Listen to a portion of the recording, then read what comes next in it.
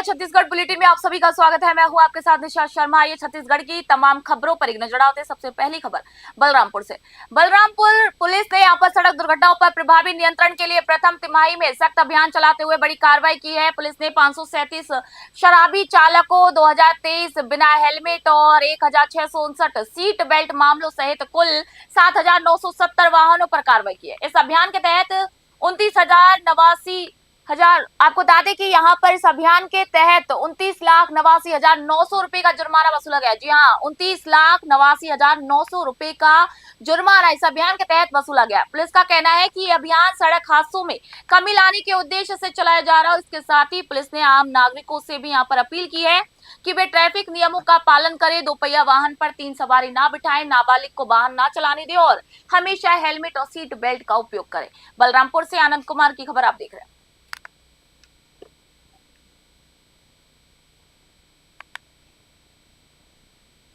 छत्तीसगढ़ के वन मंत्री के निर्देश पर संगठित वन अपराध के खिलाफ चलाए जा रहे अभियान के तहत बलरामपुर में एक बड़ी सफलता मिली है। वन्य जीव अपराध नियंत्रण ब्यूरो मध्य क्षेत्र, भोपाल राज्य उड़नदस्ता दल रायपुर और वन मंडल बलरामपुर की संयुक्त टीम ने 2 अप्रैल 2026 को ग्राम जामई, थाना बसंतपुर में छापा मारकर कार्रवाई की और इस दौरान 2 मोटरसाइकिल पर सवार 8 लोगों को पकड़ा गया है और 5 में 2 तेंदुओं की खाल भी जब्त की गई। आपको बता दें कि वन विभाग ने 9 आरोपियों को यहाँ पर गिरफ्तार किया है, जिनमें जगबीर सिंह, तेजबली, प्रताप सिंह, श्याम सुंदर, शिवधन, राम तरास, राहुल, रामप्रसाद, गोरेलाल बोब और उमेश कुमार शामिल है।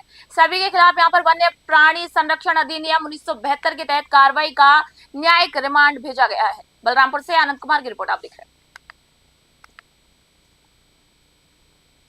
छत्तीसगढ़ के मुख्यमंत्री विष्णुदेव साय ने कहा कि खेलो इंडिया नेशनल ट्राइबल गेम्स की मेजबानी मिलना पूरे प्रदेश और विशेषकर जनजातीय समाज के लिए गर्व की बात है। उन्होंने कहा कि ये पहल राज्य के खिलाड़ियों को राष्ट्रीय स्तर पर अपनी प्रतिभा दिखाने का अवसर देगी, खेल संस्कृति को एक नई दिशा मिलेगी। वहीं मुख्यमंत्री ने प्रधानमंत्री नरेंद्र मोदी और खेल मंत्री मनसुख मांडविया के प्रति आभार भी यहाँ पर व्यक्त किया।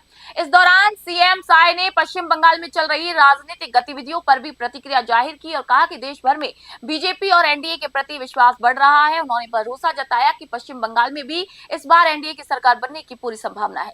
छत्तीसगढ़ से ब्यूरो रिपोर्ट आपको दिखा रहे हैं।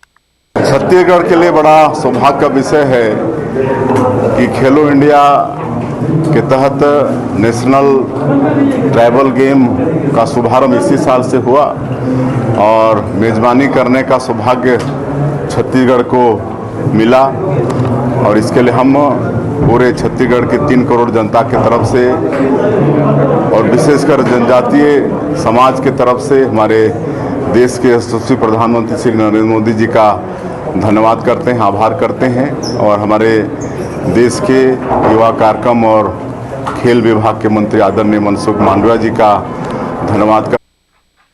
छत्तीसगढ़ के पूर्व मुख्यमंत्री भूपेश बघेल ने असम में कांग्रेस की सरकार बनने का दावा करते हुए इस बार राज्य में बड़ा परिवर्तन देखने को मिलेगा और जनता गौरव गोगोई के नेतृत्व में कांग्रेस को समर्थन भी देगी। उन्होंने कांग्रेस की जांच प्रमुख गारंटियों का उल्लेख करते हुए कहा कि महिलाओं के खाते में आर्थिक सहायता, 10 लाख परिवारों को जमीन का पट्टा, बुजुर्गों को 1250 रुपए प्रति माह, प्रत्येक परिवार को 25 लाख रुपए तक का स्वास्थ्य बीमा और 100 दिनों के भीतर असमिया गायक जुबिन गर्ग को न्याय दिलाने का भी वादा शामिल है।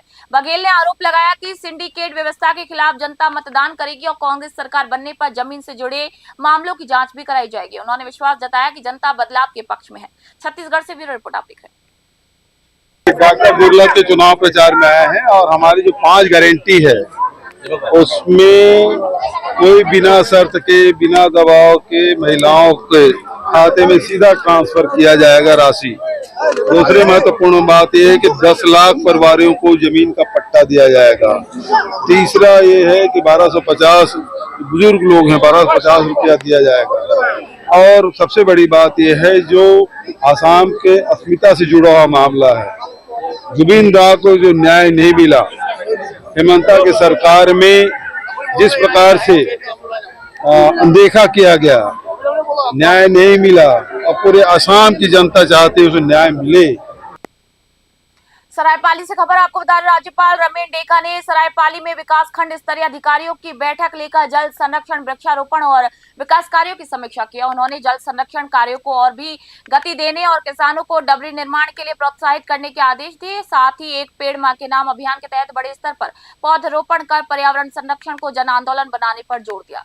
राज्यपाल ने जैविक खेती को बढ़ावा देने, धान के साथ उद्यानिकी फसलों को जोड़ने और जैविक चावल के वैल्यू एडिशन से किसानों की आय बढ़ाने की बात कही है। उन्होंने स्वास्थ्य, स्वच्छता, टीबी नियंत्रण, योग और महिला स्व सहायता समूह के सशक्तिकरण पर भी विशेष बल दिया। बैठक में स्थानीय विधायक और प्रशासनिक अधिकारी यहां पर मौजूद रहे। सरायपाली से ब्यूरो रिपोर्ट आप देख रहे हैं।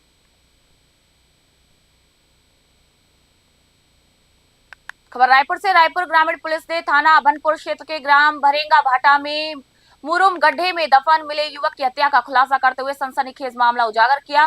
पुलिस के मुताबिक हत्या की वजह प्रेम प्रसंग बताया गया। इस मामले में एक महिला और 2 विधि से संघर्षरत बालकों सहित कुल 5 आरोपियों को गिरफ्तार किया गया, जबकि एक आरोपी फिलहाल फरार है। मृतक की पहचान माना निवासी 29 वर्षीय नीतेश बत्रा के रूप में की गई, जिसकी गुमशुदगी दर्ज की गई थी। पुलिस जांच में सामने आया कि आरोपियों ने पहले मारपीट कर गला दबाया और फिर अधमरी हालत में शव को मुरुम खदान में दफन कर दिया। पुलिस ने ऑटो और अन्य सामान यहां पर जब्त किए हैं और फरार आरोपी की यहां पर पुलिस तलाश कर रही है। रायपुर से ब्यूरो रिपोर्ट आप देख रहे हैं।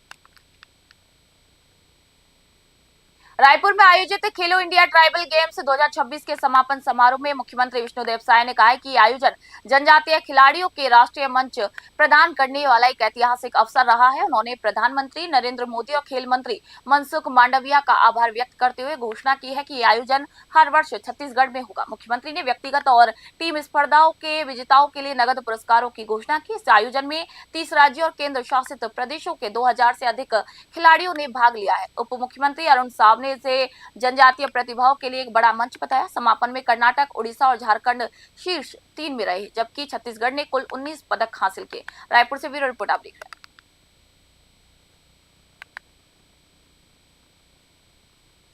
खबर दंतेवाड़ा से। गीदम से बारसूर तक खराब सड़कों को लेकर यहां पर क्षेत्र में आक्रोश फैल गया। जी हां, गीदम से बारसूर तक सड़क खराब होने के चक्कर में यहां पर जन आक्रोश जो है वो चरम पर पहुंच गया है। सड़क की बदहाल स्थिति और आए दिन हो रही दुर्घटनाओं के विरोध में आज बारसूर में ब्लॉक कांग्रेस कमेटी, युवा कांग्रेस, महिला कांग्रेस और एनएसयूआई के कार्यकर्ताओं ने मुख्य मार्ग पर चक्का जाम कर दिया। प्रदर्शन के दौरान राज्य सरकार के खिलाफ जमकर नारेबाजी करते हुए सड़क की तत्काल मरम्मत की मांग की गई। चक्का जाम के कारण कुछ समय तक यातायात बाधित रहा। वहीं मौके पर पहुंचे तहसीलदार और पीडब्ल्यूडी अधिकारियों ने जल्द निर्माण कार्य शुरू कराने का आश्वासन दिया, जिसके बाद जाम समाप्त किया गया। जिला पंचायत सदस्य तुलिका कर्मा ने यहां पर चेतावनी दी कि जल्द सुधार नहीं किया गया तो आंदोलन तेज किया जाएगा। दंतेवाड़ा से डीएम सोनी की रिपोर्ट आप देख रहे हैं। छत्तीसगढ़ बुलेटिन में फिलहाल इतना ही। नई अपडेट, नई जानकारियों के लिए देखते रहिए न्यूज़ 21। फिलहाल मैं निशा शर्मा आप सभी से इजाजत चाहूंगी।